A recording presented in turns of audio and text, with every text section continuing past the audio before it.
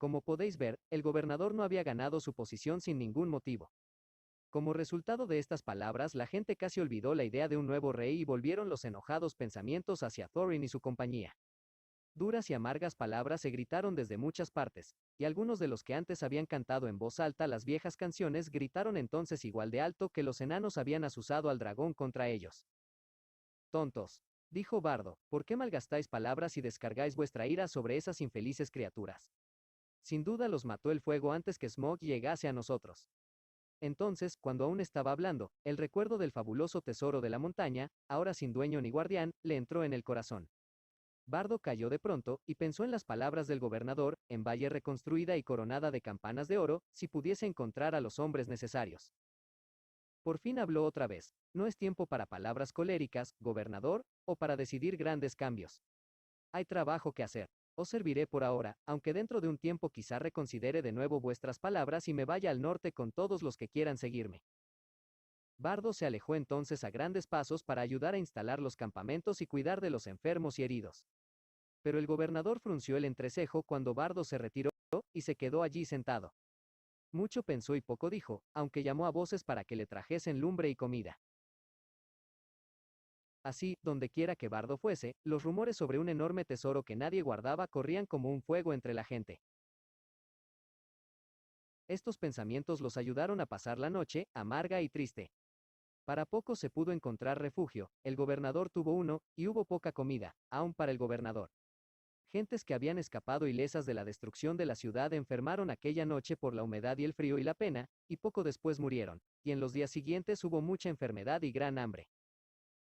Mientras, Bardo tomó el mando y disponía lo que creía conveniente, aunque siempre en nombre del gobernador, y trabajó mucho conminando a las gentes de la ciudad, y ordenando los preparativos para protegerlas y alojarlas.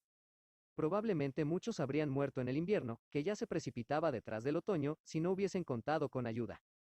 Pero el socorro llegó muy pronto, pues Bardo envió enseguida unos rápidos mensajeros río arriba hacia el bosque para pedir ayuda al rey de los elfos, y estos mensajeros encontraron un ejército ya en marcha, aunque solo habían pasado 3 días desde la caída de Smaug. El rey elfo se había enterado de las buenas nuevas por sus propios mensajeros y por los pájaros que eran amigos de los elfos, y ya sabía mucho de lo que había ocurrido. Muy grande, en verdad, fue la conmoción entre las criaturas aladas que moraban en los límites de la desolación del dragón. Las bandadas que volaban en círculos oscurecían el aire, y los mensajeros veloces iban de aquí para allá cruzando el cielo.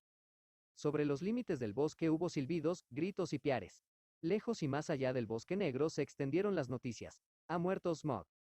Las hojas susurraron y unas orejas sorprendidas se enderezaron atentas. Aún antes de que el rey elfo empezara a cabalgar, las noticias habían llegado al oeste, a los pinares de las montañas nubladas. Beorn las había oído en la casa del bosque, y los trasgos se reunieron en conciliábulos dentro de las cuevas. Eso será lo último que oigamos de Thorin Escudo de Roble, me temo, dijo el rey. Habría sido mejor que hubiese quedado aquí como invitado mío. Sin embargo, añadió, mal viento es el que a nadie lleva nuevas. Porque tampoco él había olvidado la leyenda de la riqueza de Thror. Así fue que los mensajeros de Bardo lo encontraron en marcha, con muchos arqueros y lanceros, y los grajos se apiñaban en bandadas sobre él, pues pensaban que la guerra volvía a despertar, una guerra como no había habido otra en aquellos parajes desde hacía mucho tiempo. Pero el rey, cuando recibió el pedido de Bardo, sintió piedad, pues era señor de gente amable y buena, de modo que dando media vuelta, hasta ahora había marchado directamente hacia la montaña, se apresuró río abajo hacia el lago largo. No tenía botes o almadías suficientes para su ejército, y se vieron obligados a ir andando por el camino más lento, pero antes envió aguas abajo grandes reservas de provisiones. Los elfos todavía mantenían los pies ligeros, y a pesar de que no estaban acostumbrados a los pantanos y las tierras traidoras entre el lago y el bosque, avanzaron deprisa. Solo 5 días después de la muerte del dragón, llegaron a orillas del lago y contemplaron las ruinas de la ciudad. Grande fue la bienvenida, como podía esperarse, y los hombres y el gobernador estaban dispuestos a convenir cualquier clase de pacto, como respuesta a la ayuda del rey elfo. Pronto se ultimaron los planes. Junto con las mujeres y los niños, los viejos y los lisiados, quedó el gobernador, y también algunos artesanos y unos elfos habilidosos, y esta gente trabajó talando árboles y recolectando la madera que bajaba desde el bosque. Luego levantaron muchas cabañas a orillas del lago, contra el invierno inminente, y dirigidos también por el gobernador comenzaron a trazar una nueva ciudad, aún más hermosa y grande que antes, aunque no en el mismo sitio. Se mudaron al norte, a una costa elevada, pues siempre recelarían del agua donde estaba el dragón. Nunca volvería otra vez al lecho dorado. Ahora yacía estirado, frío como la piedra, retorcido en el suelo de los bajíos. Allí, durante largos años, pudieron verse en los días tranquilos los huesos enormes entre los pilotes arruinados de la vieja ciudad. Pero pocos se atrevían a cruzar ese sitio maldito, y menos aún a zambullirse en el agua escalofriante o a recuperar las piedras preciosas que le caían de la carcasa putrefacta. Pero todos los hombres de armas que aún podían tenerse en pie, y la mayor parte de la fuerza del rey elfo, se dispusieron a marchar al norte, a la montaña.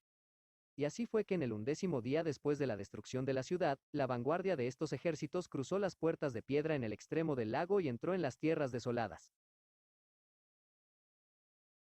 15. El encuentro de las nubes. VOLVAMOS ahora con Bilbo y los enanos. Uno de ellos había vigilado toda la noche, pero cuando llegó la mañana, no había visto ni oído ninguna señal de peligro. Sin embargo, la congregación de los pájaros seguía creciendo. Las bandadas se acercaban volando desde el sur, y los grajos que todavía vivían en los alrededores de la montaña, revoloteaban y chillaban incesantemente allá arriba. Algo extraño está ocurriendo, dijo Thorin. Ya ha pasado el tiempo de los revoloteos otoñales, y estos pájaros siempre moran en tierra. Hay estorninos y bandadas de pinzones, y a lo lejos carroñeros, como si se estuviese librando una batalla. De repente Bilbo apuntó con el dedo. Ahí está el viejo zorzal otra vez. Exclamó. Parece haber escapado cuando Smaug aplastó la ladera, aunque no creo que se hayan salvado también los caracoles. Era en verdad el viejo zorzal, y mientras Bilbo señalaba, voló hacia ellos y se posó en una piedra próxima. Luego sacudió las alas y cantó, y torció la cabeza, como escuchando, y otra vez cantó, y otra vez escuchó. Creo que trata de decirnos algo, dijo Balim, pero no puedo seguir esa garrulería, es muy rápida y difícil. ¿Puedes entenderla, Bolsón? No muy bien, dijo Bilbo, que no entendía ni jota, pero parece muy excitado. Si al menos fuese un cuervo. Dijo Balim.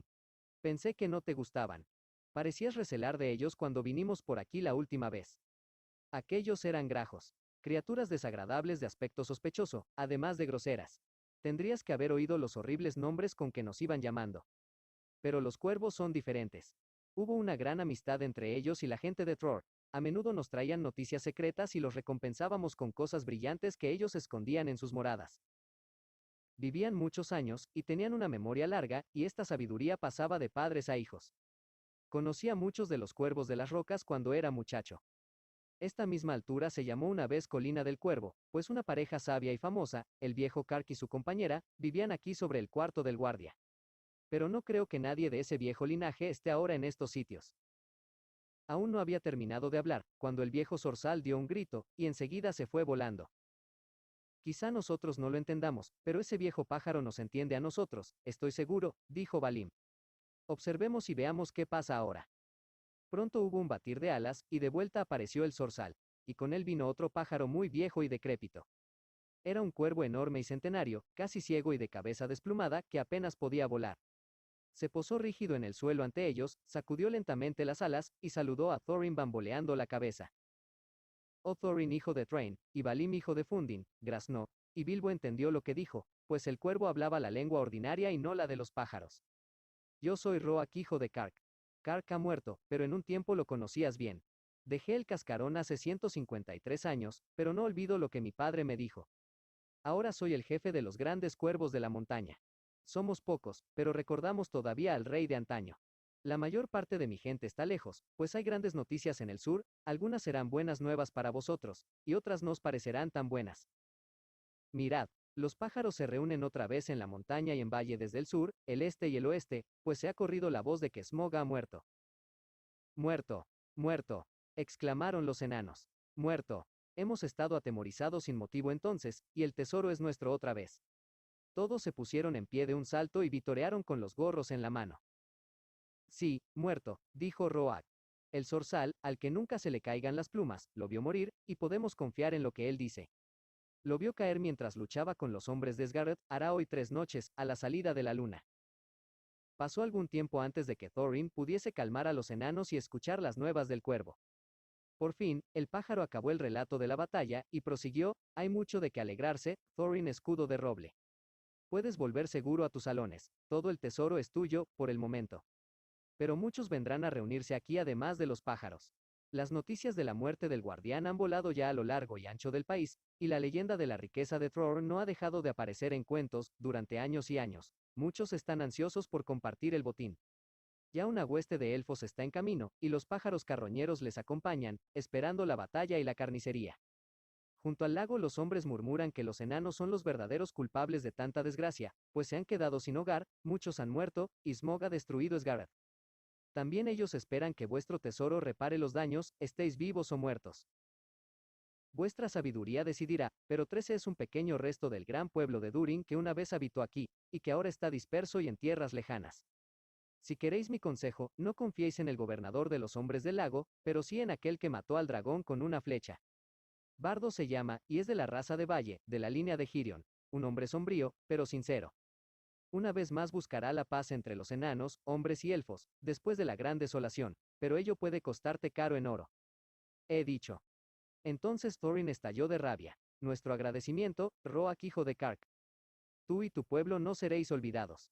Pero ni los ladrones ni los violentos se llevarán una pizca de nuestro oro, mientras sigamos con vida. Si quieres que te estemos aún más agradecidos, tráenos noticias de cualquiera que se acerque.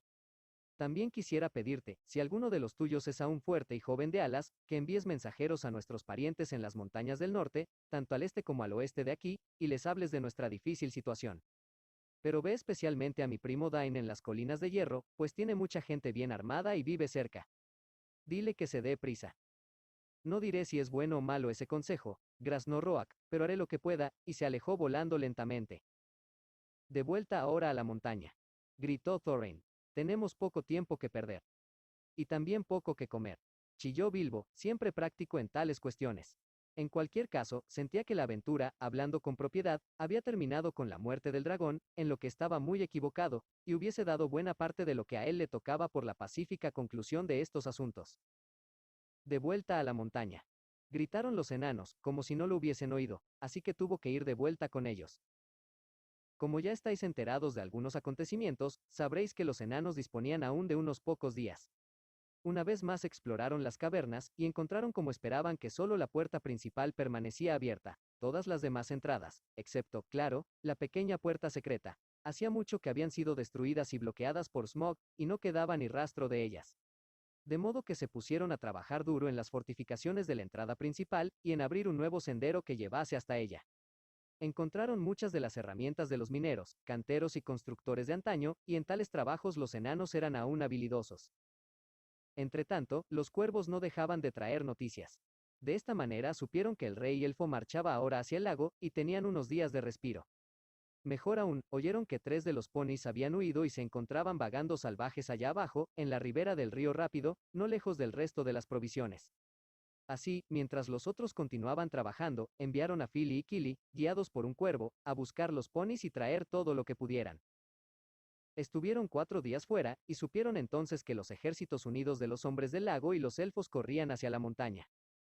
Pero ahora los enanos estaban más esperanzados, pues tenían comida para varias semanas, si se cuidaban, sobre todo Cram, por supuesto, y muy cansados estaban de ese alimento, pero mejor es Cram que nada, y ya la puerta estaba bloqueada con un parapeto alto y ancho, de piedras regulares, puestas una sobre otra.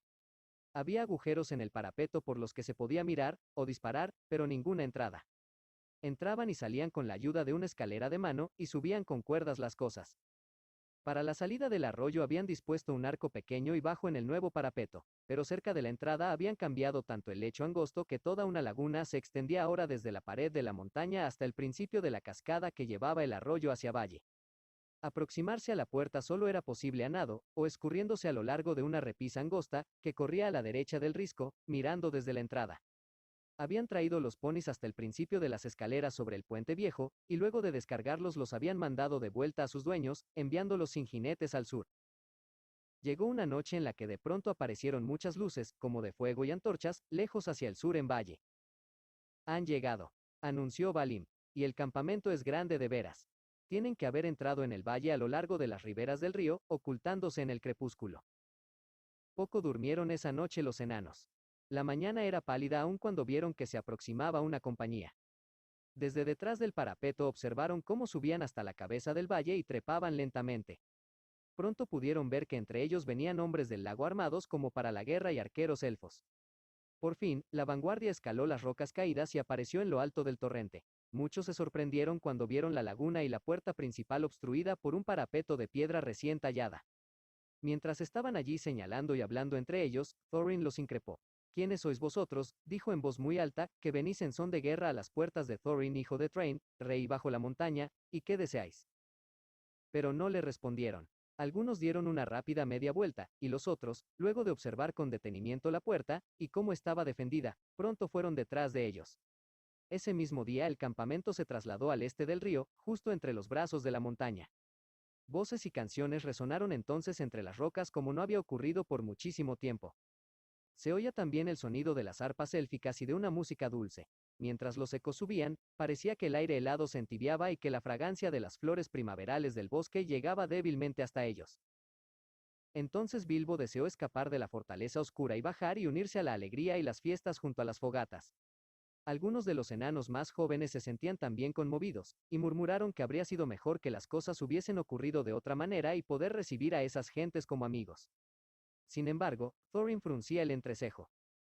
Entonces también los enanos sacaron arpas e instrumentos recobrados del botín y tocaron para animar a Thorin. Pero la canción no era una canción élfica y se parecía bastante a la que habían cantado hacía mucho tiempo en el pequeño agujero, Hobbit de Bilbo. Bajo la montaña tenebrosa y alta el rey ha regresado al palacio. El enemigo ha muerto, el gusano terrible, y así una vez y otra caerá el adversario. La espada está afilada y es larga la lanza, veloz la flecha y fuerte la puerta, osado el corazón que mira el oro. Ya nadie hará daño a los enanos. Los enanos echaban hechizos poderosos, mientras las masas tañían como campanas, en profundas cimas donde duermen unos seres oscuros, en salas huecas bajo las montañas. En collares de plata entretejían la luz de las estrellas, en coronas colgaban el fuego del dragón, de alambres retorcidos arrancaban música a las arpas. El trono de la montaña otra vez liberado. Atended la llamada, oh pueblo aventurero.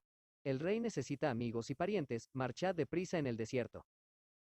Hoy llamamos en montañas heladas. Regresad a las viejas cavernas. Aquí a las puertas el rey espera, las manos colmadas de oro y gemas. Bajo la montaña tenebrosa y alta, el rey ha regresado al palacio. El gusano terrible ha caído y ha muerto, y así una vez y otra caerá el adversario. Esta canción pareció apaciguar a Thorin, que sonrió de nuevo y se mostró más alegre, y se puso a estimar la distancia que lo separaba de las colinas de hierro y cuánto tiempo pasaría antes de que Dain pudiese llegar a la montaña solitaria, si se había puesto en camino tan pronto como recibiera el mensaje. Pero el ánimo de Bilbo decayó, tanto por la canción como por la charla, sonaban demasiado belicosas.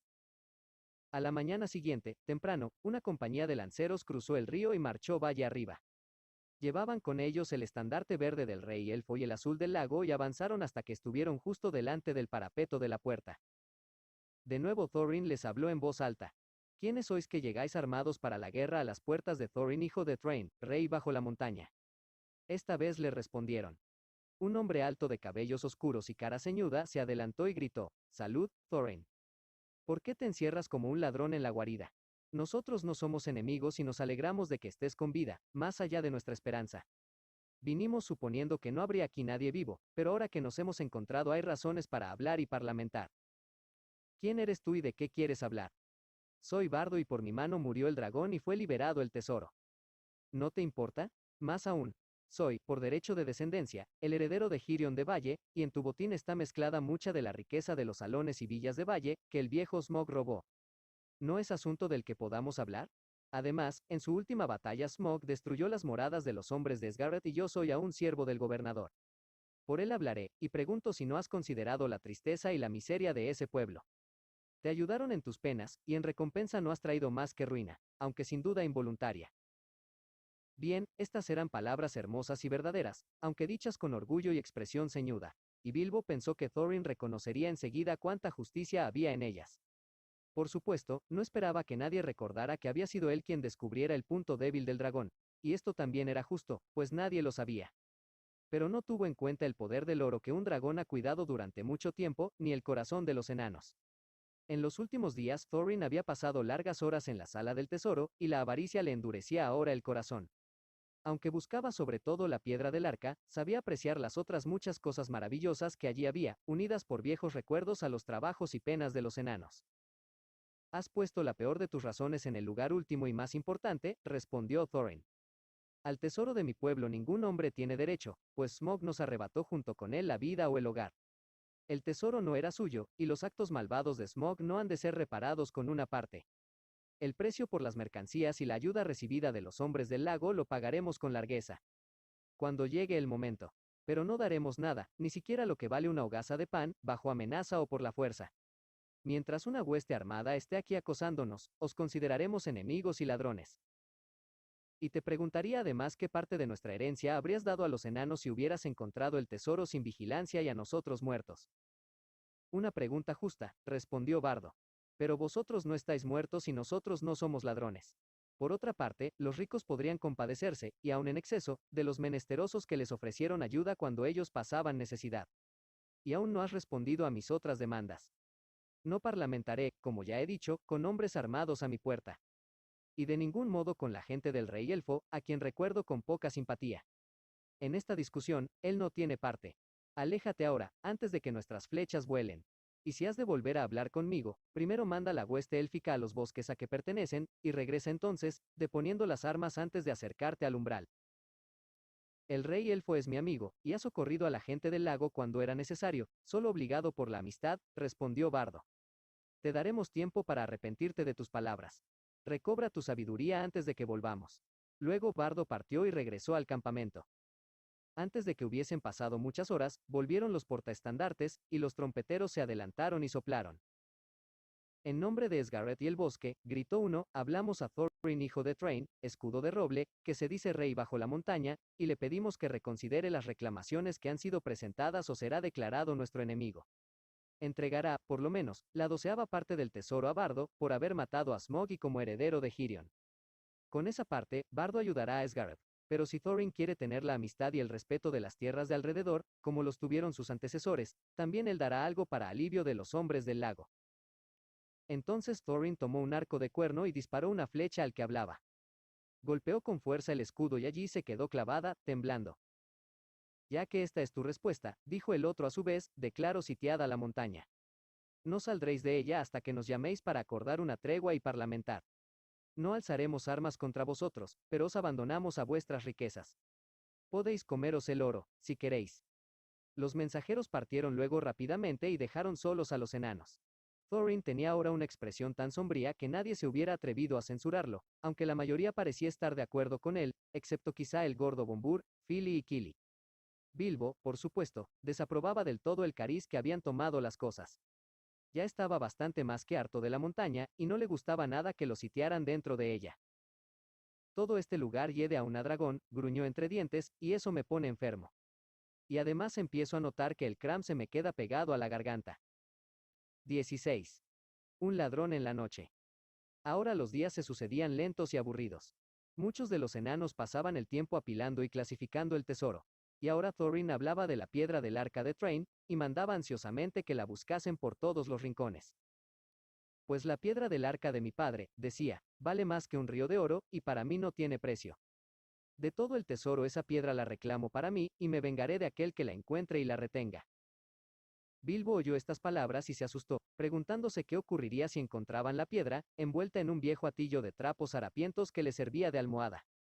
De todos modos nada dijo, pues mientras el cansancio de los días se hacía cada vez mayor, los principios de un plan se le iban ordenando en la cabecita. Las cosas siguieron así por algún tiempo hasta que los cuervos trajeron nuevas de que Dain y más de 500 enanos, apresurándose desde las colinas de hierro, estaban a 2 días de camino de Valle, al nordeste. Mas no alcanzarán indemnes la montaña, dijo Roak, y mucho me temo que habrá batalla en el valle. No creo que convenga esa decisión. Aunque son gente ruda, no están preparados para vencer a la hueste que os acosa, y aunque así fuera, ¿qué ganaríais? El invierno y las nieves se dan prisa tras ellos. ¿Cómo os alimentaréis sin la amistad y hospitalidad de las tierras de alrededor? El tesoro puede ser vuestra perdición, aunque el dragón ya no esté. Pero Thorin no se inmutó. La mordedura del invierno y las nieves las sentirán tanto los hombres como los elfos, dijo, y es posible que no soporten quedarse en estas tierras baldías. Con mis amigos detrás y el invierno encima, quizá tengan una disposición de ánimo más flexible para parlamentar. Esa noche Bilbo tomó una decisión. El cielo estaba negro y sin luna. Tan pronto como cayeron las tinieblas, fue hasta el rincón de una cámara interior junto a la entrada, y sacó una cuerda de latillo, y también la piedra del arca envuelta en un harapo. Luego trepó al parapeto. Solo Bombur estaba allí de guardia, pues los enanos vigilaban turnándose de uno en uno. ¡Qué frío horroroso!, dijo Bombur. Desearía tener una buena hoguera aquí arriba como la que ellos tienen en el campamento. Dentro hace bastante calor, dijo Bilbo. Lo creo, pero no puedo moverme de aquí hasta la medianoche, gruñó el enano gordo. Un verdadero fastidio. No es que me atreva a disentir de Thorin, cuya barba crezca muchos años, aunque siempre fue un enano bastante tieso. No tan tieso como mis piernas, dijo Bilbo. Estoy cansado de escaleras y de pasadizos de piedra. Daría cualquier cosa por poner los pies en el pasto. Yo daría cualquier cosa por echarme un trago de algo fuerte a la garganta, y por una cama blanda después de una buena cena. No puedo darte eso, mientras dure el sitio.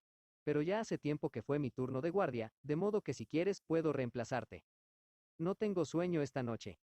Eres una buena persona, señor Bolsón, y aceptaré con gusto tu ofrecimiento. Si ocurre algo grave, llámame primero, acuérdate. Dormiré en la cámara interior de la izquierda, no muy lejos. Lárgate, dijo Bilbo. Te despertaré a medianoche, para que puedas despertar al siguiente vigía.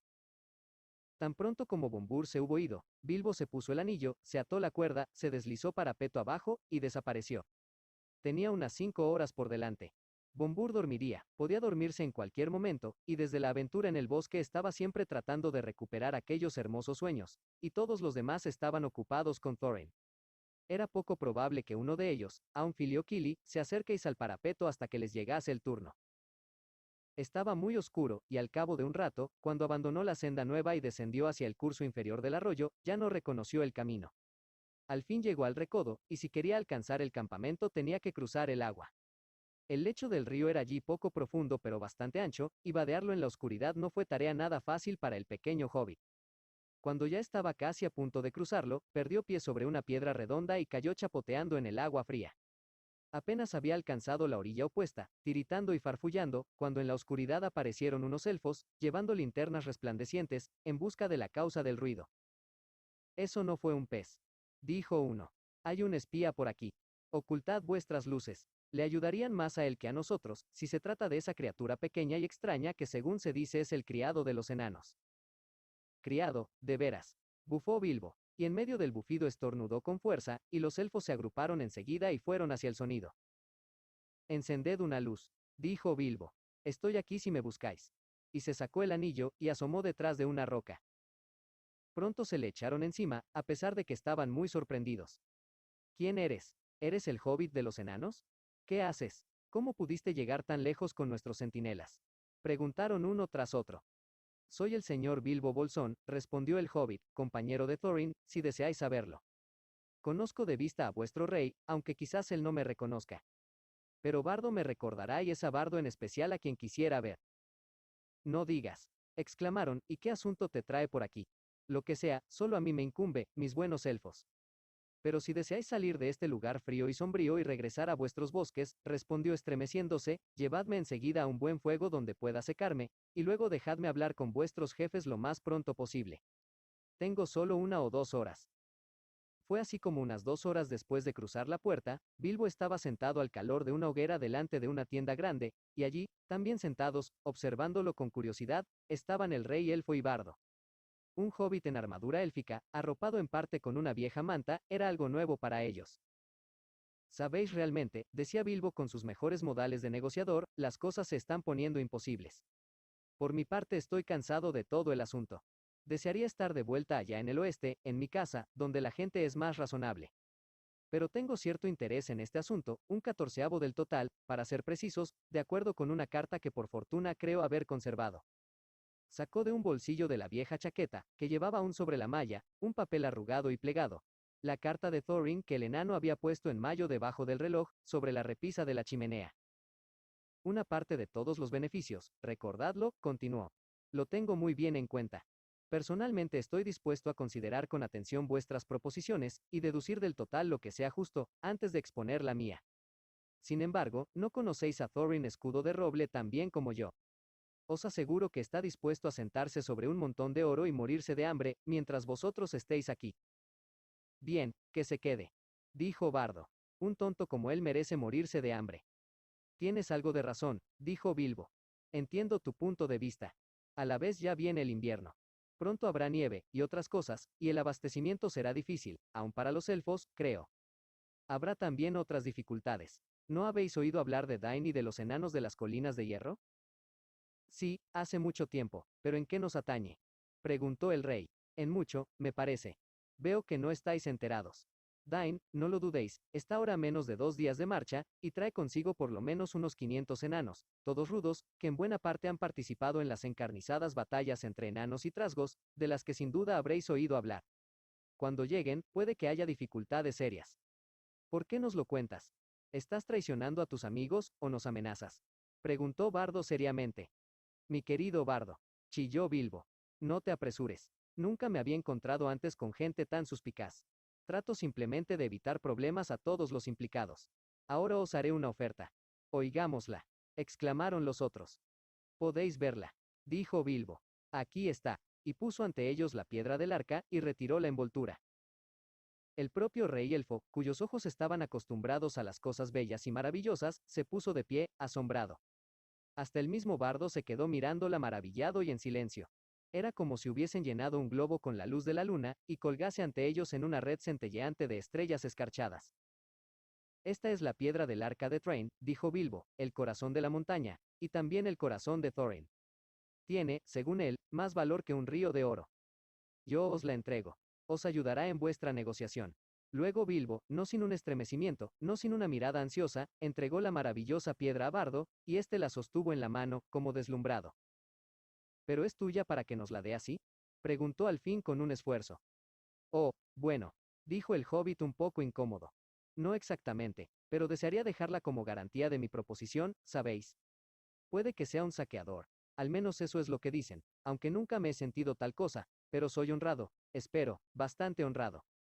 De todos modos regreso ahora, y los enanos pueden hacer conmigo lo que quieran. Espero que os sirva. El rey elfo miró a Bilbo con renovado asombro. Bilbo Bolsón, dijo, eres más digno de llevar la armadura de los príncipes elfos que muchos que parecían vestirla con más gallardía. Pero me pregunto si Thorin Escudo de Roble lo verá así. En general, conozco mejor que tú a los enanos. Te aconsejo que te quedes con nosotros, y aquí serás recibido con todos los honores y agasajado 3 veces. Muchísimas gracias, no lo pongo en duda, dijo Bilbo con una reverencia. Pero no puedo abandonar a mis amigos de este modo, me parece, después de lo que hemos pasado juntos. Y además prometí despertar al viejo Bombur a medianoche. Realmente tengo que marcharme, y rápido. Nada de lo que dijeran iba a detenerlo, de modo que se le proporcionó una escolta, y cuando se pusieron en marcha, el rey y Bardo lo saludaron con respeto. Cuando atravesaron el campamento, un anciano envuelto en una capa oscura se levantó de la puerta de la tienda donde estaba sentado y se les acercó. Bien hecho, señor Bolsón, dijo, dando a Bilbo una palmada en la espalda. Hay siempre en ti más de lo que uno espera. Era Gandalf.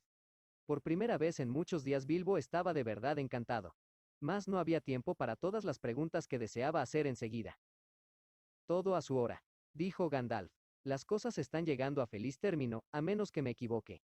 Quedan todavía momentos difíciles por delante, pero no te desanimes. Tú puedes salir airoso. Pronto habrá nuevas que ni siquiera los cuervos han oído. Buenas noches. Asombrado pero contento, Bilbo se dio prisa. Lo llevaron hasta un vado seguro y lo dejaron seco en la orilla opuesta. Luego se despidió de los elfos y subió con cuidado de regreso hacia el parapeto. Empezó a sentir un tremendo cansancio, pero era bastante antes de medianoche cuando trepó otra vez por la cuerda. Aún estaba donde la había dejado. La desató y la ocultó, y luego se sentó en el parapeto preguntándose ansiosamente qué ocurriría ahora. A medianoche despertó a Bombur, y después se encogió en un rincón, sin escuchar las gracias del viejo enano, que apenas merecía, pensó. Pronto se quedó dormido, olvidando toda preocupación hasta la mañana. En realidad se pasó la noche soñando con huevos y tocino. 17. Las nubes estallan. A el día siguiente las trompetas sonaron temprano en el campamento. Pronto se vio a un mensajero que corría por la senda estrecha. Se detuvo a cierta distancia, y les hizo señas, preguntando si Thorin escucharía a otra embajada, ya que había nuevas noticias y las cosas habían cambiado. Eso será por Dain, dijo Thorin cuando oyó el mensaje. Habrán oído que ya viene. Pensé que esto les cambiaría el ánimo. Ordénales que vengan en número reducido y sin armas y yo escucharé. Gritó al mensajero. Alrededor de mediodía, los estandartes del bosque y el lago se adelantaron de nuevo. Una compañía de 20 se aproximaba. Cuando llegaron al sendero, dejaron a un lado espadas y lanzas y se acercaron a la puerta. Admirados, los enanos vieron que entre ellos estaban tanto Bardo como el rey elfo, y delante un hombre viejo, envuelto en una capa y con un capuchón en la cabeza, portando un pesado cofre de madera remachado de hierro. Salud, Thorin, dijo Bardo. ¿Aún no has cambiado de idea? No cambian mis ideas con la salida y puesta de unos pocos soles, respondió Thorin. ¿Has venido a hacerme preguntas ociosas? Aún no se ha retirado el ejército elfo, como he ordenado. Hasta entonces, de nada servirá que vengas a negociar conmigo. No hay nada, entonces, por lo que cederías parte de tu oro. Nada que tú y tus amigos podáis ofrecerme. ¿Qué hay de la piedra del arca de Thrain? Dijo Bardo, y en ese momento el hombre viejo abrió el cofre y mostró en alto la joya. La luz brotó de la mano del viejo, brillante y blanca en la mañana. Thorin se quedó entonces mudo de asombro y confusión. Nadie dijo nada por largo rato. Luego Thorin habló, con una voz ronca de cólera. Esa piedra fue de mi padre y es mía. ¿Por qué habría de comprar lo que me pertenece? Sin embargo, el asombro lo venció al fin y añadió, ¿pero cómo habéis obtenido la reliquia de mi casa, si es necesario hacer esa pregunta a unos ladrones? No somos ladrones, respondió Bardo. Lo tuyo te lo devolveremos a cambio de lo nuestro. ¿Cómo la conseguisteis? Gritó Thorin cada vez más furioso. Yo se la di, chilló Bilbo, que espiaba desde el parapeto, ahora con un horrible pavor. Tú, gritó Thorin volviéndose hacia él y aferrándolo con las dos manos. Tú, hobbit miserable. Tú, pequeñajo. Saqueador. Gritó, faltándole las palabras, y meneó al pobre Bilbo como si fuese un conejo. Por la barba de Durin. Me gustaría que Gandalf estuviese aquí. Maldito sea por haberte escogido. Que la barba se le marchite. En cuanto a ti, te estrellaré contra las rocas. Gritó y levantó a Bilbo. Quieto. Tu deseo se ha cumplido. Dijo una voz. El hombre viejo del cofre echó a un lado la capa y el capuchón.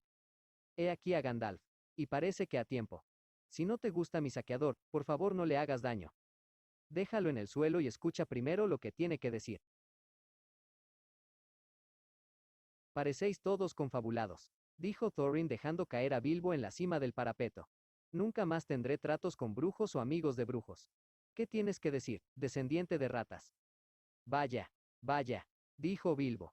Ya sé que todo esto es muy incómodo. ¿Recuerdas haber dicho que podría escoger mi propia 14ª parte? Quizá me lo tomé demasiado literalmente. Me han dicho que los enanos son más corteses en palabras que en hechos. Hubo un tiempo, sin embargo, en el que parecías creer que yo había sido de alguna utilidad. Y ahora me llamas descendiente de ratas. ¿Ese es el servicio que tú y tu familia me han prometido, Thorin? Piensa que he dispuesto de mi parte como he querido, y olvídalo ya. Lo haré, dijo Thorin ceñudo. Te dejaré marchar, pero que nunca nos encontremos otra vez. Luego se volvió y habló por encima del parapeto. Me han traicionado, dijo. Todos saben que no podría dejar de redimir la piedra del arca, el tesoro de mi palacio. Daré por ella una 14ª parte del tesoro en oro y plata, sin incluir las piedras preciosas. Mas eso contará como la parte prometida a ese traidor, y con esa recompensa partirá, y vosotros la podréis dividir como queráis. Tendrá bien poco, no lo dudo. Tomadlo, si lo queréis vivo, nada de mi amistad irá con él. Ahora, baja con tus amigos. Dijo a Bilbo, o te arrojaré al abismo. ¿Qué hay del oro y la plata? Preguntó Bilbo. Te seguirá más tarde, cuando esté disponible, dijo Thorin. Baja. Guardaremos la piedra hasta entonces. Le gritó Bardo. No estás haciendo un papel muy espléndido como rey bajo la montaña, dijo Gandalf, pero las cosas aún pueden cambiar. Cierto que pueden cambiar, dijo Thorin. Y ya cavilaba, tan aturdido estaba por el tesoro, si no podría recobrar la piedra del arca con la ayuda de Dain, y retener la parte de la recompensa. Y así fue Bilbo expulsado del parapeto, y con nada a cambio de sus apuros, excepto la armadura que Thorin ya le había dado. Más de uno de los enanos sintió vergüenza y lástima cuando vio partir a Bilbo. Adiós, les gritó. Quizá nos encontremos otra vez como amigos. Fuera, gritó Thorin. Llevas contigo una malla tejida por mi pueblo y es demasiado buena para ti.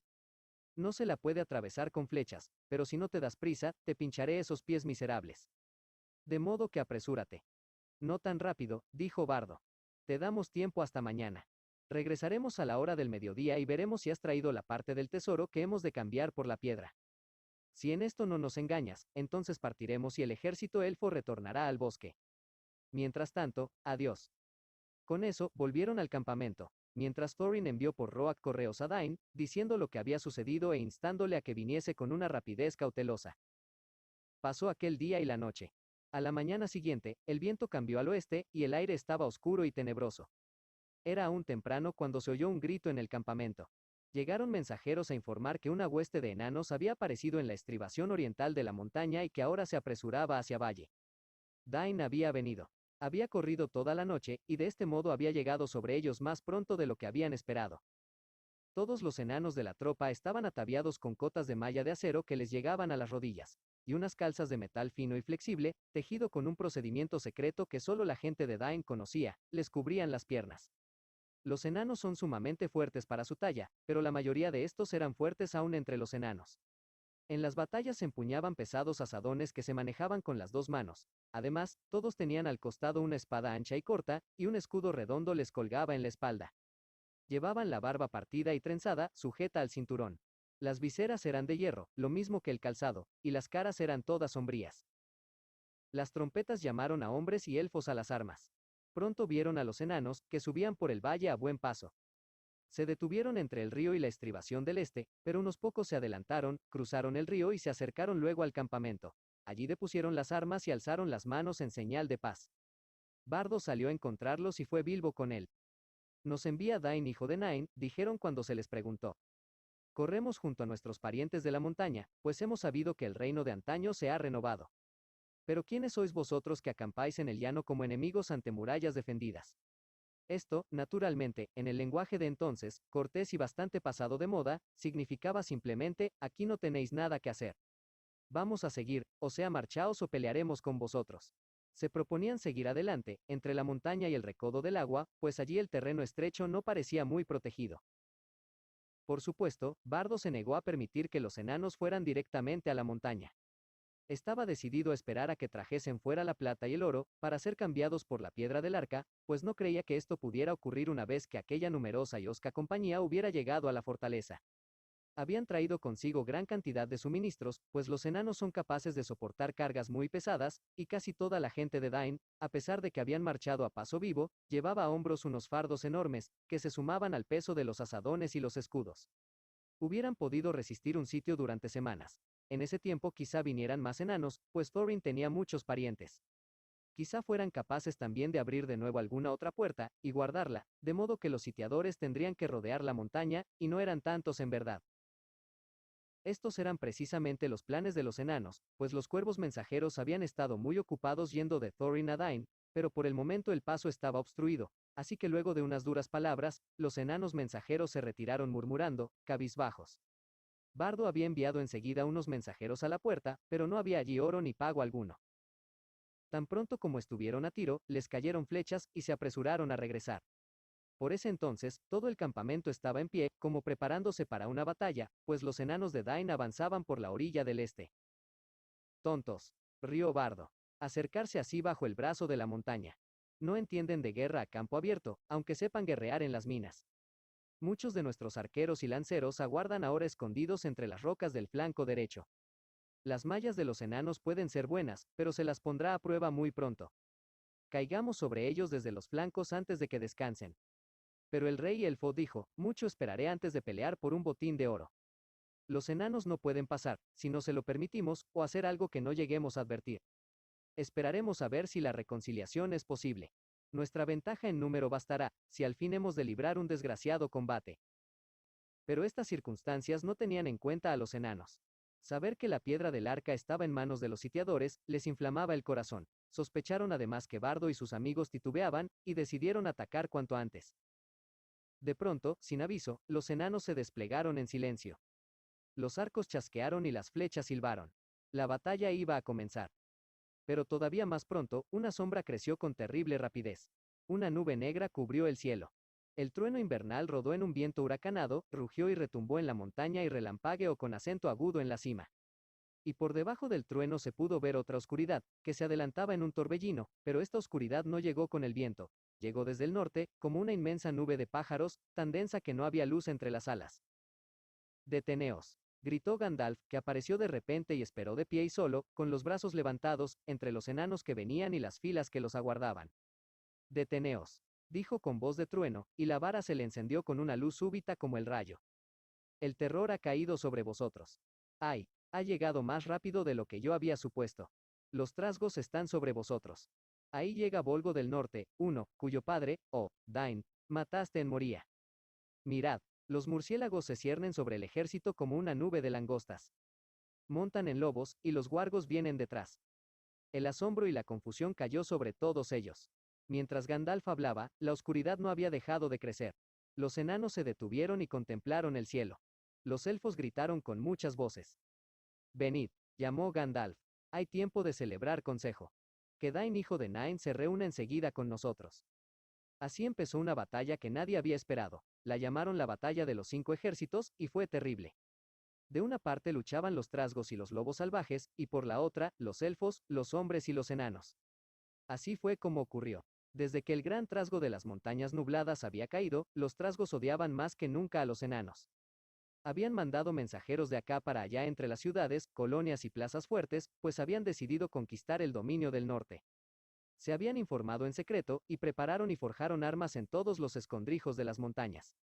Luego se pusieron en marcha, y se reunieron en valles y colinas, yendo siempre por túneles o en la oscuridad, hasta llegar a las cercanías de la gran montaña Gunabad del norte, donde tenían la capital. Allí juntaron un inmenso ejército, preparado para caer en tiempo tormentoso sobre los ejércitos desprevenidos del sur.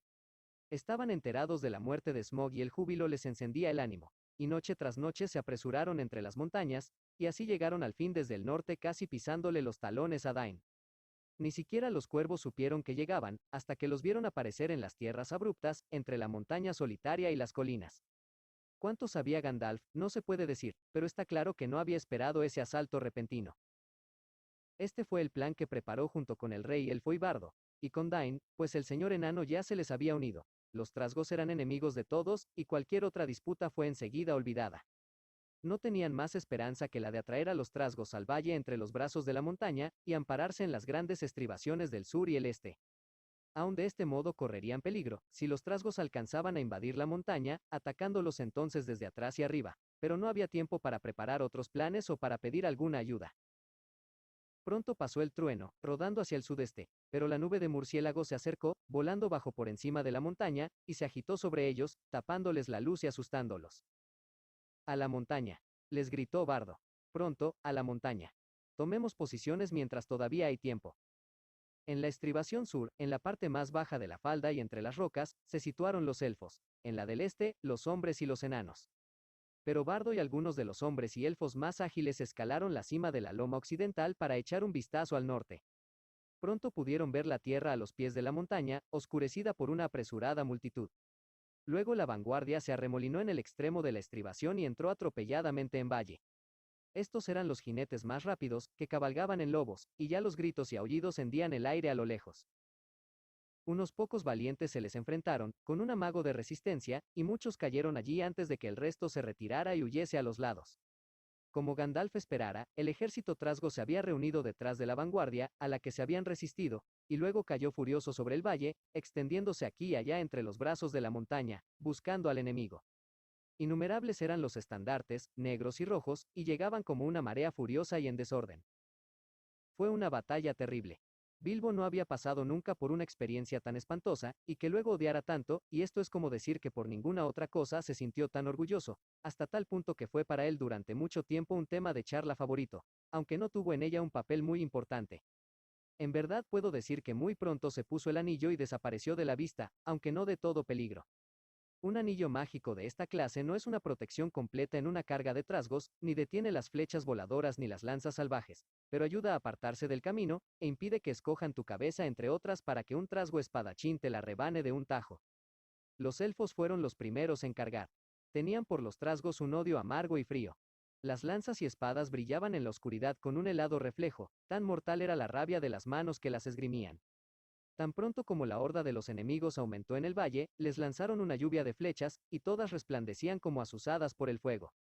Detrás de las flechas, 1 millar de lanceros bajó de un salto y embistió. Los chillidos eran ensordecedores. Las rocas se tiñeron de negro con la sangre de los trasgos. Y cuando los trasgos se recobraron de la furiosa embestida, y detuvieron la carga de los elfos, todo el valle estalló en un rugido profundo. Con gritos de «Moría» y «Dain, Dain», Los enanos de las colinas de hierro se precipitaron sobre el otro flanco, empuñando los azadones, y junto con ellos llegaron los hombres del lago armados con largas espadas. El pánico dominó a los trasgos, y cuando se dieron vuelta para enfrentar este ataque, los elfos cargaron otra vez con bríos renovados.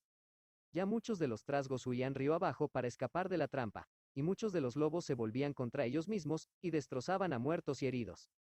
La victoria parecía inmediata cuando un griterío sonó en las alturas.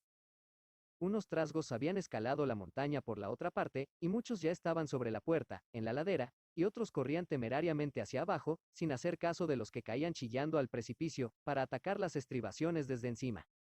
A cada una de estas estribaciones se podía llegar por caminos que descendían de la masa central de la montaña. Los defensores eran pocos y no podrían cerrarles el paso durante mucho tiempo. La esperanza de victoria se había desvanecido del todo. Solo habían logrado contener la primera embestida de la marea negra. El día avanzó. Otra vez los trasgos se reunieron en el valle. Luego vino una horda de guargos, brillantes y negros como cuervos, y con ellos la guardia personal de Volgo, trasgos de enorme talla, con cimitarras de acero. Pronto llegaría la verdadera oscuridad, en un cielo tormentoso. Mientras, los murciélagos revoloteaban aún alrededor de la cabeza y los oídos de hombres y elfos, o se precipitaban como vampiros sobre la gente caída. Bardo luchaba aún defendiendo la estribación del este, y sin embargo retrocedía poco a poco. Los señores elfos estaban en la nave del brazo sur, alrededor del rey, cerca del puesto de observación de la colina del Cuervo. De súbito se oyó un clamor, y desde la puerta llamó una trompeta. Habían olvidado a Thorin. Parte del muro, movido por palancas, se desplomó hacia afuera cayendo con estrépito en la laguna. El rey bajo la montaña apareció en el umbral, y sus compañeros lo siguieron. Las capas y capuchones habían desaparecido. Llevaban brillantes armaduras y una luz roja les brillaba en los ojos.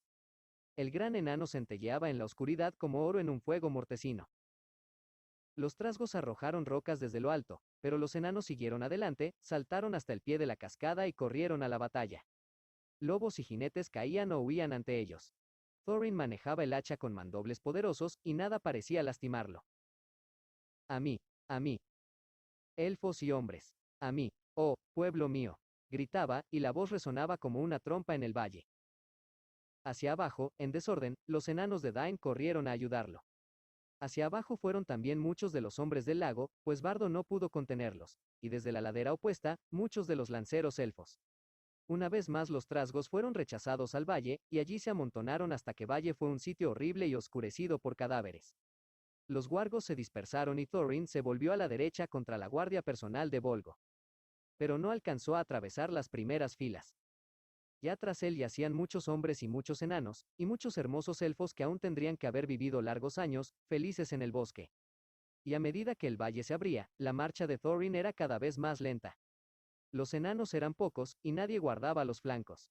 Pronto los atacantes fueron atacados y se vieron encerrados en un gran círculo, cercados todo alrededor por trasgos y lobos que volvían a la carga. La guardia personal de Volgo cayó aullando sobre ellos, introduciéndose entre los enanos como olas que golpean acantilados de arena. Los otros enanos no podían ayudarlos, pues el asalto desde la montaña se renovaba con redoblada fuerza, y hombres y elfos eran batidos lentamente a ambos lados. A todo esto, Bilbo miraba con aflicción. Se había instalado en la colina del Cuervo, entre los elfos, en parte porque quizás allí era posible escapar, y en parte, el lado Tuc de la mente de Bilbo, porque si iban a mantener una última posición desesperada, quería defender al rey elfo. También Gandalf estaba allí, sentado en el suelo, como meditando, preparando quizás un último soplo de magia antes del fin. Este no parecía muy lejano. No tardará mucho ya, pensaba Bilbo. Antes de que los trasgos ganen la puerta y todos nosotros caigamos muertos o nos obliguen a descender y nos capturen. Realmente, es como para echarse a llorar, después de todo lo que nos ha pasado.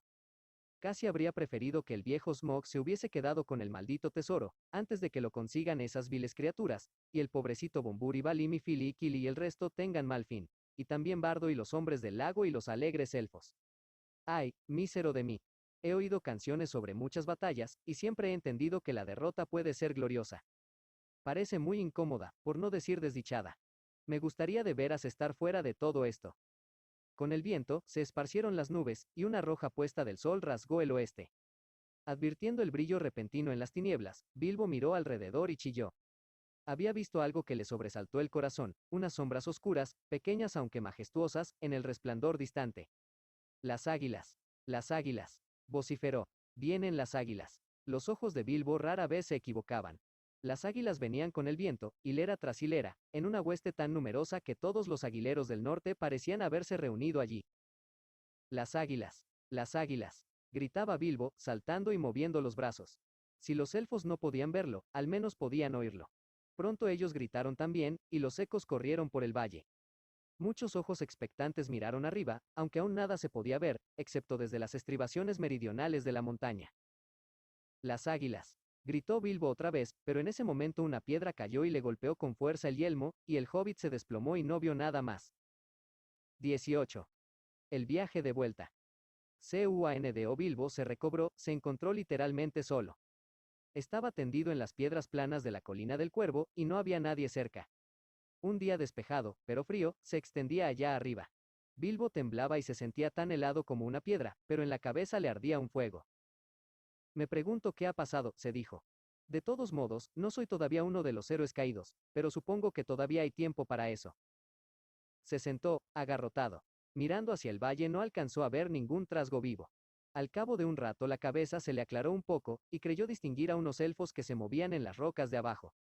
Se restregó los ojos. ¿Acaso había aún un campamento en la llanura, a cierta distancia, y un movimiento de idas y venidas alrededor de la puerta?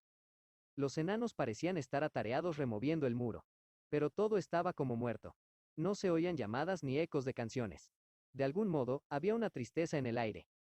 Victoria después de todo, supongo, dijo sintiendo el dolor de cabeza. Bien, la situación parece bastante sombría. De súbito, descubrió a un hombre que trepaba y venía hacia él. Hola, ahí, llamó con voz vacilante. Hola, ahí, ¿qué ocurre? ¿Qué voz es la que habla entre las rocas? Dijo el hombre, deteniéndose y atisbando alrededor, no lejos de donde Bilbo estaba sentado. Entonces Bilbo recordó el anillo.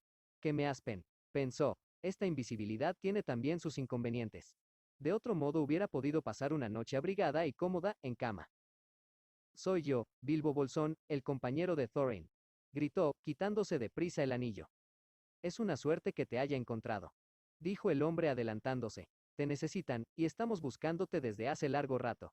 Te habrían contado entre los muertos, que son muchos, si Gandalf el mago no hubiese dicho que no hace mucho habían oído tu voz por estos sitios. Me han enviado a mirar aquí por última vez. ¿Estás muy herido? Un golpe feo en la cabeza, creo, dijo Bilbo. Pero tengo un yelmo y una cabeza dura. Así y todo me siento enfermo y las piernas se me doblan como paja. Te llevaré abajo al campamento, dijo el hombre, y lo alzó con facilidad. El hombre era rápido y de paso seguro.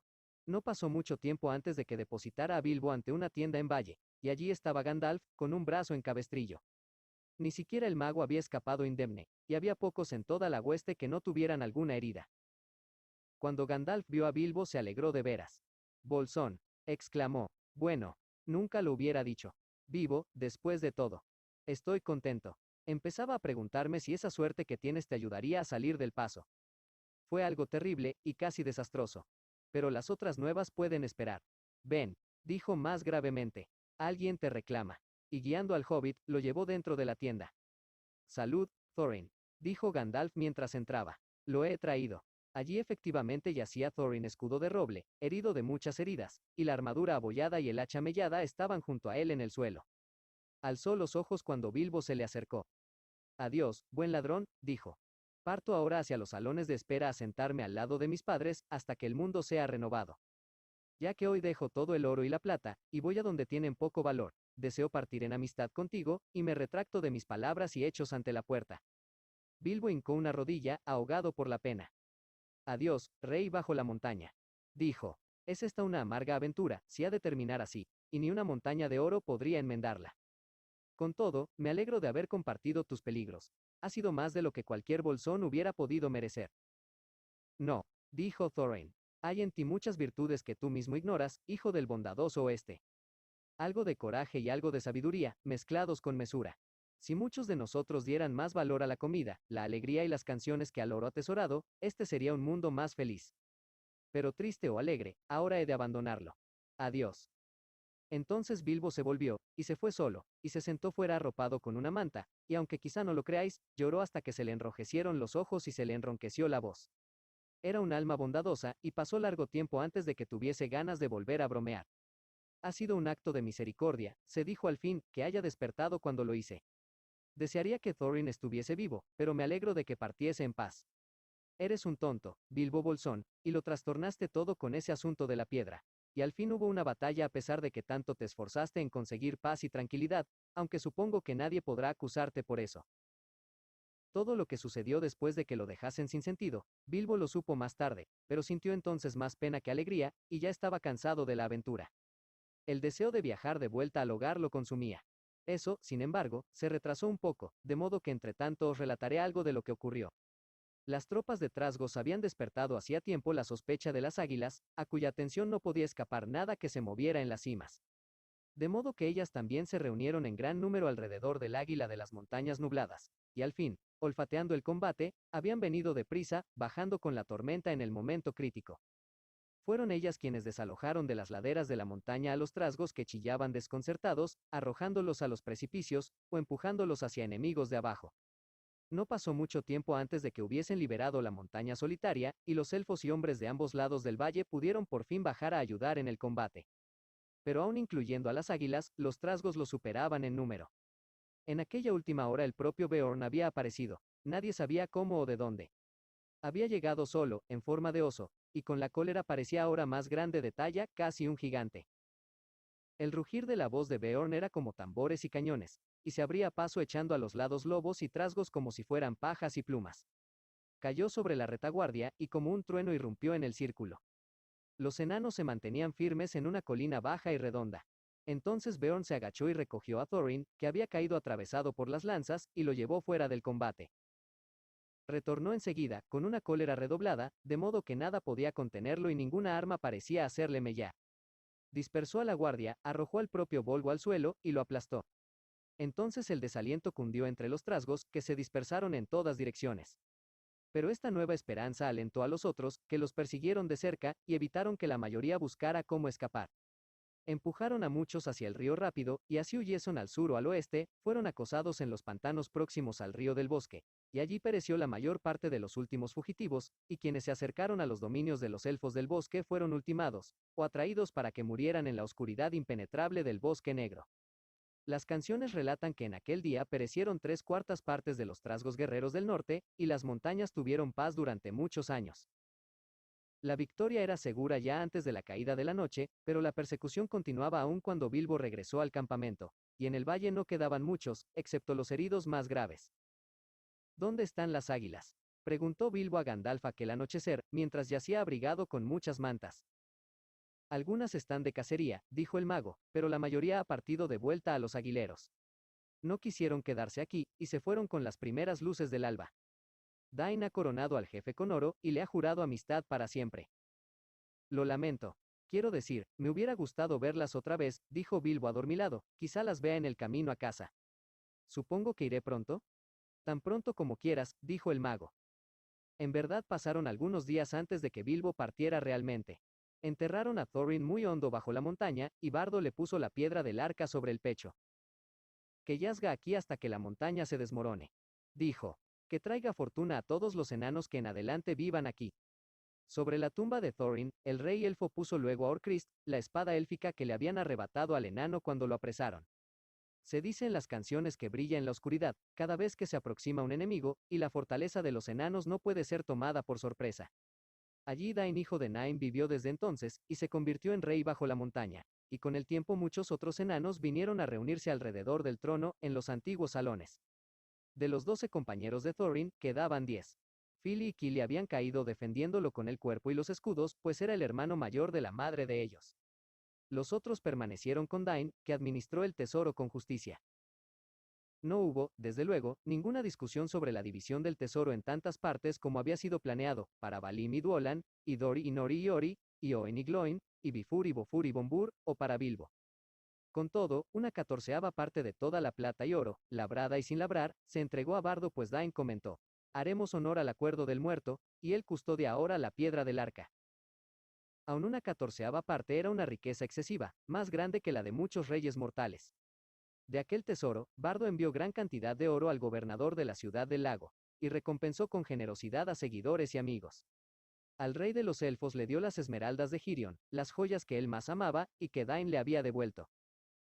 A Bilbo le dijo: Este tesoro es tanto tuyo como mío, aunque antiguos acuerdos no puedan mantenerse, ya que tantos intervinieron en ganarlo y en defenderlo.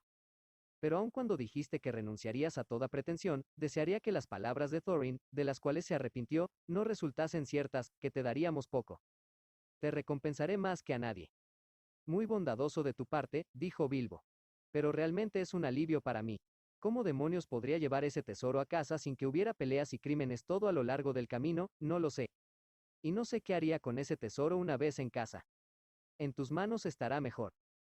Por último accedió a tomar solo 2 pequeños cofres, uno lleno de plata y el otro lleno de oro, que un pony fuerte podría cargar. Un poco más y no sabría qué hacer con él, dijo. Por fin llegó el momento de despedirse. Adiós, Valim, exclamó, y adiós, Duolan, y adiós, Dori, Nori, Ori, Oin, Gloin, Bifur, Bofur y Bombur. Que vuestras barbas nunca crezcan ralas. Y volviéndose hacia la montaña añadió, adiós, Thorin escudo de roble. Y Fili y Kili. Que nunca se pierda vuestra memoria. Entonces los enanos se inclinaron ante la puerta, pero las palabras se les trabaron en la garganta.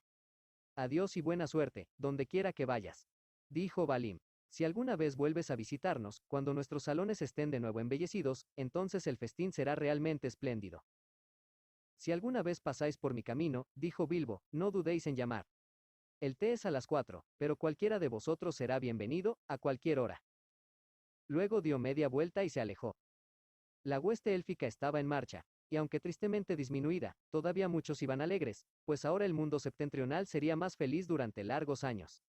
El dragón estaba muerto y los trasgos derrotados, y los corazones élficos miraban adelante, más allá del invierno hacia una primavera de alegría. Gandalf y Bilbo cabalgaban detrás del rey, y junto a ellos marchaba Beorn a grandes pasos, una vez más en forma humana, y reía y cantaba con una voz recia por el camino. Así fueron hasta aproximarse a los lindes del Bosque Negro, al norte del lugar donde nacía el río del bosque. Hicieron alto entonces, pues el mago y Bilbo no penetrarían en el bosque, aun cuando el rey les ofreció que se quedaran un tiempo. Se proponían marchar a lo largo del borde de la floresta, y circundar el extremo norte, internándose en el yermo que se extendía entre él y las montañas grises. Era un largo y triste camino, pero ahora que los trasgos habían sido aplastados, les parecía más seguro que los espantosos senderos bajo los árboles. Además Beorn iría con ellos. Adiós, oh rey elfo, dijo Gandalf. Que el bosque verde sea feliz mientras el mundo es todavía joven. Y que sea feliz todo tu pueblo. Adiós, oh Gandalf, dijo el rey. Que siempre aparezcas donde más te necesiten y menos te esperen. Cuantas más veces vengas a mis salones, tanto más me sentiré complacido. Te ruego, dijo Bilbo tartamudeando, y apoyándose en un pie, que aceptes este presente. Y sacó un collar de plata y perlas que Dain le había dado al partir. ¿Cómo me he ganado este presente, oh hobbit? Dijo el rey. Bueno, pensé, dijo Bilbo bastante confuso, que algo tendría que dar por tu hospitalidad. Quiero decir que también un saqueador tiene sentimientos. He bebido mucho de tu vino y he comido mucho de tu pan. Aceptaré tu presente, oh Bilbo el Magnífico. Dijo el rey gravemente. Y te nombro amigo de los elfos y bienaventurado. Que tu sombra nunca desaparezca, o robarte sería demasiado fácil. Adiós. Luego los elfos se volvieron hacia el bosque, y Bilbo emprendió la larga marcha hacia el hogar. Pasó muchos infortunios y aventuras antes de estar de vuelta.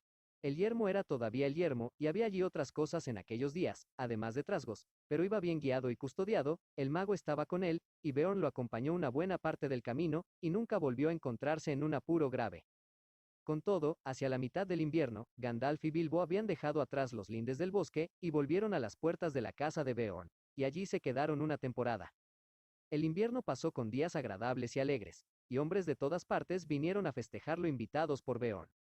Los trasgos de las montañas nubladas eran pocos, y se escondían aterrorizados en los agujeros más profundos que podían encontrar, y los guargos habían desaparecido de los bosques, de modo que los hombres iban de un lado a otro sin temor.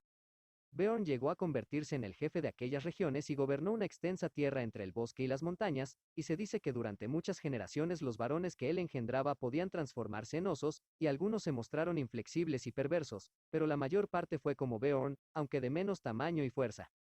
En esos días, los últimos trasgos fueron expulsados de las montañas nubladas y hubo una nueva paz en los límites del yermo. Era primavera, y una hermosa primavera con aires tempranos y un sol brillante, cuando Bilbo y Gandalf se despidieron al fin de Beorn, y aunque anhelaba volver al hogar, Bilbo partió con pena, pues las flores de los jardines de Beorn eran en primavera no menos maravillosas que en pleno verano. Al fin ascendieron por el largo camino y alcanzaron el paso donde los trasgos los habían capturado antes. Pero llegaron a aquel sitio elevado por la mañana, y mirando hacia atrás vieron un sol blanco que brillaba sobre la vastedad de la tierra. Allá atrás se extendía el bosque negro, azul en la distancia, y oscuramente verde en el límite más cercano, aún en los días primaverales. Allá, bien lejos, se alzaba la montaña solitaria, apenas visible. En el pico más alto todavía brillaba pálida la nieve. Así llega la nieve tras el fuego, y aún los dragones tienen su final. Dijo Bilbo, y volvió la espalda a su aventura. El lado Tuque estaba sintiéndose muy cansado, y el lado Bolsón se fortalecía día a día. Ahora solo me falta estar sentado en mi propio sillón. Dijo. 19. La última jornada. Era el primer día de mayo cuando los dos regresaron por fin al borde del valle de Rivendell, donde se alzaba la última, o la primera, morada.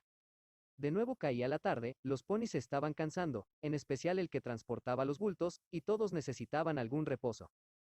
Mientras descendían el empinado sendero, Bilbo oyó a los elfos que cantaban todavía entre los árboles, como si no hubiesen callado desde que él estuviera allí hacía tiempo, y tan pronto como los jinetes bajaron a los claros inferiores del bosque, las voces entonaron una canción muy parecida a la de aquel entonces. Era algo así.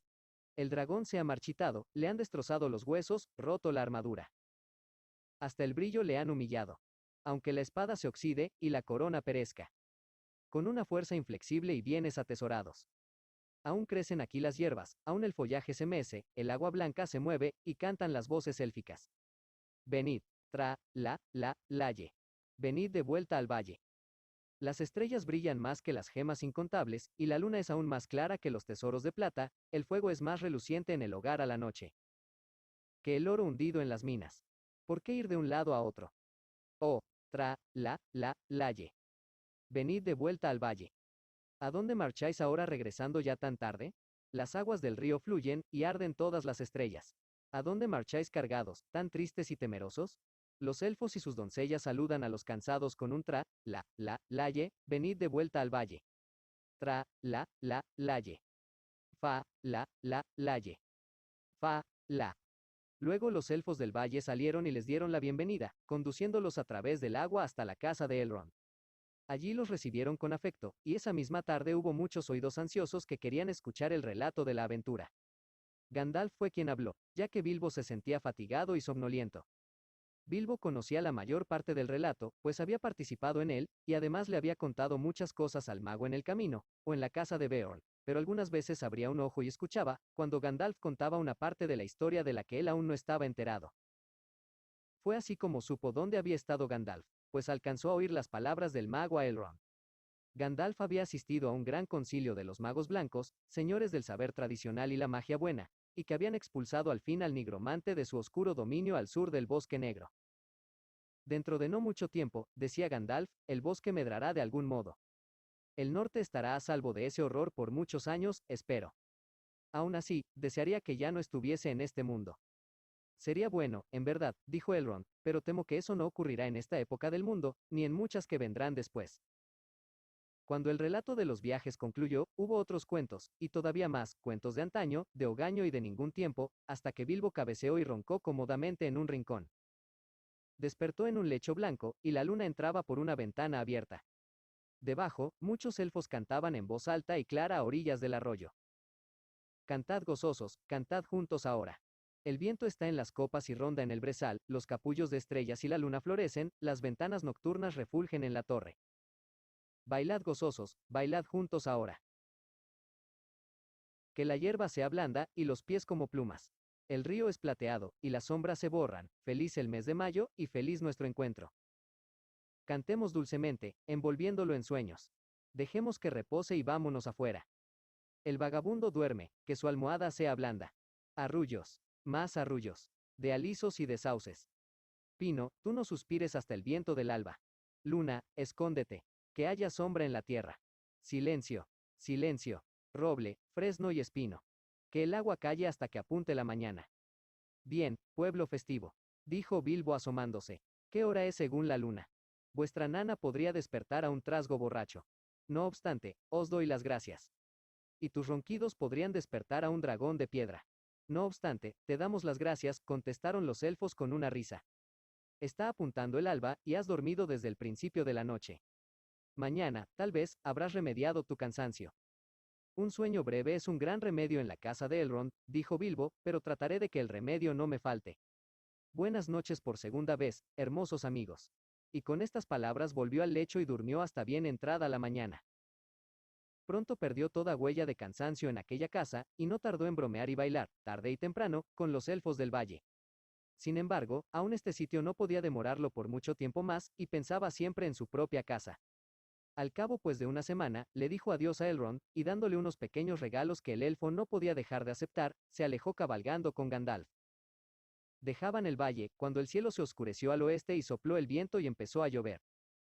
Alegres días de mayo, dijo Bilbo cuando la lluvia le golpeó la cara. Pero hemos vuelto la espalda a muchas leyendas y estamos llegando a casa. Supongo que esto es el primer sabor del hogar. Hay un largo camino, dijo Gandalf. Pero es el último camino, dijo Bilbo. Llegaron al río que señalaba el límite mismo del yermo, y al vado bajo la orilla escarpada que quizá recordéis. El agua había crecido con el deshielo de las nieves, pues el verano estaba próximo, y con el largo día de lluvia, pero al fin lo cruzaron luego de algunas dificultades y continuaron marchando mientras caía la tarde. Era la última jornada. Esta fue parecida a la primera, pero ahora la compañía era más reducida, y más silenciosa. Además esta vez no hubo trolls.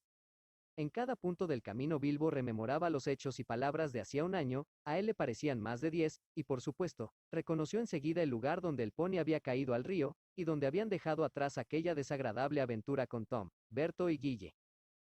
No lejos del camino encontraron el oro enterrado de los trolls, aún oculto e intacto. Tengo bastante para toda la vida, dijo Bilbo cuando lo desenterraron. Sería mejor que lo tomases tú, Gandalf. Quizá puedas encontrarle alguna utilidad. Desde luego que puedo, dijo el mago.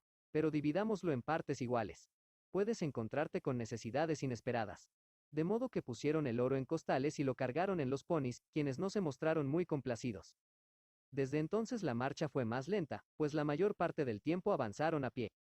Pero la tierra era verde y había mucha hierba por la que el hobbit paseaba contento. Se enjugaba el rostro con un pañuelo de seda roja. No había conservado uno solo de los suyos, y este se lo había prestado Elrond, pues ahora junio había traído el verano, y el tiempo era otra vez cálido y luminoso. Como todas las cosas llegan a término, aun esta historia, un día divisaron al fin el país donde Bilbo había nacido y crecido, donde conocía las formas de la tierra y los árboles tanto como sus propias manos y pies.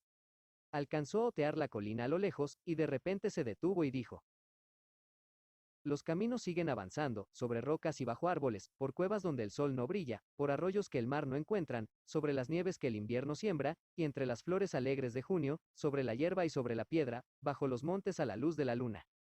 Los caminos siguen avanzando bajo las nubes y las estrellas, pero los pies que han echado a andar regresan por fin al hogar lejano. Los ojos que fuegos y espadas han visto, y horrores en salones de piedra, miran por fin las praderas verdes, colinas y árboles conocidos. Gandalf lo miró. Mi querido Bilbo, dijo, algo te ocurre. No eres el hobbit que eras antes. Y así cruzaron el puente y pasaron el molino junto al río, y llegaron a la mismísima puerta de Bilbo. Bendita sea. ¿Qué pasa? Gritó el hobbit. Había una gran conmoción, y gente de toda clase, respetable y no respetable, se apiñaba junto a la puerta, y muchos entraban y salían, y ni siquiera se limpiaban los pies en el felpudo, como Bilbo observó disgustado. Si él estaba sorprendido, ellos lo estuvieron más. Había llegado de vuelta en medio de una subasta. Había una gran nota en blanco y rojo en la verja, manifestando que el 22 de junio los señores Gorgo y Borgo sacarían a subasta los efectos del finado señor don Bilbo Bolsón, de Bolsón Cerrado, Hobbiton. La venta comenzaría a las 10 en punto.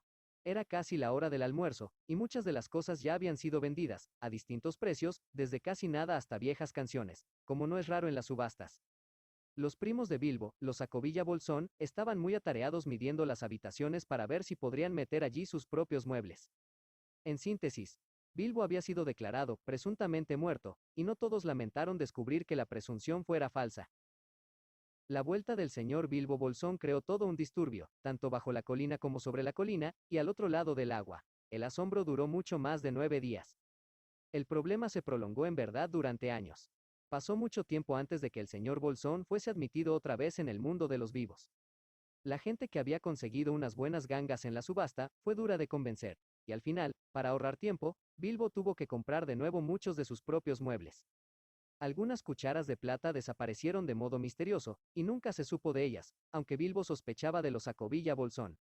Por su parte ellos nunca admitieron que el bolsón que estaba de vuelta fuera el genuino, y las relaciones con Bilbo se estropearon para siempre. En realidad, habían pensado mucho tiempo en mudarse a aquel agradable agujero, Hobbit.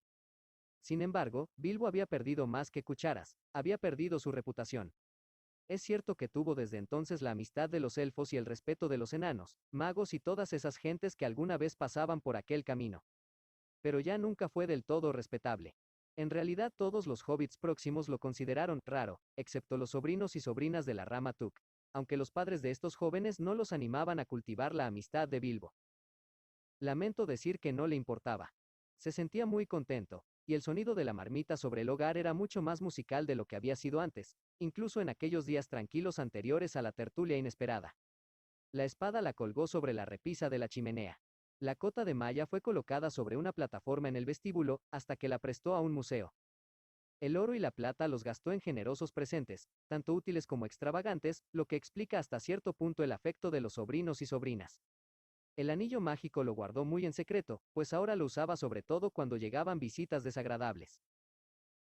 Se dedicó a escribir poemas y a visitar a los elfos, y aunque muchos meneaban la cabeza y se tocaban la frente, y decían, pobre viejo bolsón, y pocos creían en las historias que a veces contaba, se sintió muy feliz hasta el fin de sus días, que fueron extraordinariamente largos. Una tarde otoñal, algunos años después, Bilbo estaba sentado en el estudio escribiendo sus memorias, pensaba llamarlas Historia de una ida y de una vuelta. Las vacaciones de un hobbit, cuando sonó la campanilla. Allí en la puerta estaban Gandalf y un enano, y el enano no era otro que Balim. Entrad, entrad, dijo Bilbo, y pronto estuvieron sentados en sillas junto al fuego. Y si Balim advirtió que el chaleco del señor Bolsón era más ancho, y tenía botones de oro auténtico, Bilbo advirtió también que la barba de Balim era varias pulgadas más larga, y que él llevaba un magnífico cinturón enjollado. Se pusieron a hablar de los tiempos que habían pasado juntos, desde luego, y Bilbo preguntó cómo iban las cosas por las tierras de la montaña. Parecía que iban muy bien. Bardo había reconstruido la ciudad de Valle, y muchos hombres se le habían unido, hombres del lago, y del sur y el oeste, y cultivaban el valle, que era próspero otra vez, y en la desolación de Smog había pájaros y flores en primavera, y fruta y festejos en otoño.